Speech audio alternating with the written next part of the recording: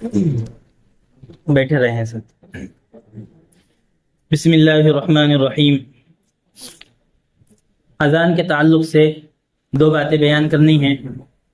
ایک تو یہ ہے کہ اذان کا جواب دینا ضروری ہے۔ بعض عبادتیں وقتی ہوتی ہیں، اسی وقت میں ادا کریں گے تو ادا ہوگی، ورنہ بعد میں وہ عبادت باقی نہیں رہتی۔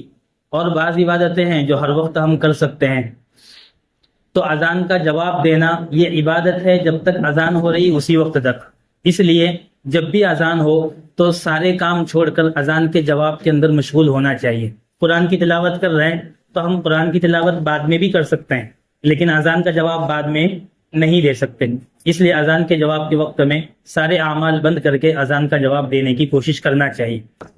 ایک بات، اذان کے جواب میں وہی الفاظ دہرائے جائیں گے جو مؤذن اذان کے کلمات کہہ رہا ہے۔ عام طور پر اشہد ان محمد الرسول اللہ جب مؤذن کہتا ہے تو ہمارے اکثر ساتھیوں کی زبان سے نکلتا ہے صلی اللہ علیہ وسلم۔ سمجھ میں آ رہا ہے؟ یعنی ہمارے ذہنوں میں یہ ہے کہ اشہد ان محمد الرسول اللہ کا جواب صلی اللہ علیہ وسلم۔ تو یاد رکھیں گے، اللہ کے نبی کا فرمان ہے اذان کے جواب میں وہی الفاظ دہراؤ جو مؤذن کہتا ہے۔ تو اللہ اکبر کا جواب اللہ اکبر، اشہد ان لا الہ الا اللہ کا جواب اشہد ان لا الہ الا اللہ، اشہد ان محمد رسول اللہ کا جواب اشہد ان محمد رسول اللہ۔ وہی الفاظ جو مؤذن نے کہے ہیں ہم دہرائیں گے۔ بات سمجھ میں آئی؟ ہاں، اللہ کے نبی کا نام آیا اس لیے ہم صلی اللہ علیہ وسلم درود شریف پڑھنا چاہیں تو جواب کے بعد پھر درود شریف پڑھ سکتے ہیں، لیکن صرف درود شریف پڑھ کر جواب چھوڑ دیں، اشہد ان محمد رسول اللہ نہ پڑھیں، تو پھر یہ اذان کا جواب مکمل نہیں ہوا۔ اچھی طرح سمجھ میں آئی یہ بات؟ حی علی الصلاح حی علی الفلاح کے موقع سے اللہ کے نبی نے فرمایا کہ اس کے جواب میں لا حول ولا قوت الا باللہ کہنا چاہیے۔ تو یہ بات صاف ہے۔ یہ ایک بات ہوئی، ایک تو اذان کا جواب دینا ضروری ہے، اور اذان کے جواب میں اشہد ان محمد رسول اللہ کا جواب اشہد ان محمد رسول اللہ ہی ہے، درود شریف پڑھنے سے جواب ادا نہیں ہوگا۔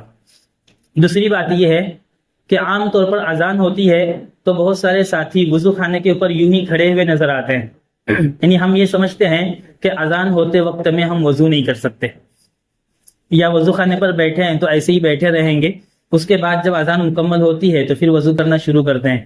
تو اس میں یاد رکھنے کی بات یہ ہے کہ اذان کے وقت میں وضو کرنا منع نہیں ہے۔ سمجھ میں آیا؟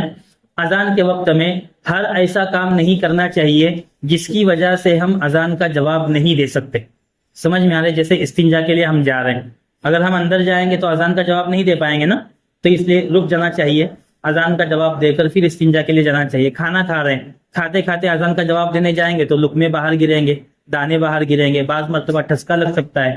سمجھ میں آ رہا ہے؟ تو ہر ایسا کام جس سے اذان کا جواب دینے میں دشواری پیدا ہو اس سے ہم رکیں گے۔ لیکن وضو ہم کر رہے ہیں، وضو کرتے کرتے اذان کا جواب دے سکتے ہیں نا؟ ہاتھ دھو رہا ہوں میں، اذان کا جواب دے سکتا ہوں، ہے نا؟ چہرہ دھو رہا ہوں، کوہنیاں دھو رہا ہوں، پاؤں دھو رہا ہوں، سر کا مسح کر رہا ہوں، اذان کا جواب دے سکتے ہیں نا؟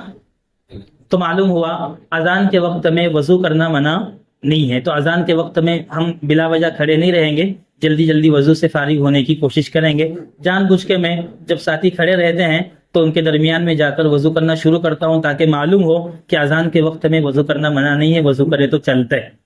یاد رکھیں گے انشاءاللہ یہ بات بھی۔ اللہ تعالیٰ ہم تمام کو دین کی ہر بات سمجھ کر اس پر عمل کرنے کی اور دوسروں تک پہنچانے کی توفیق عطا فرمائے۔ بیٹھے رہے ہیں سر۔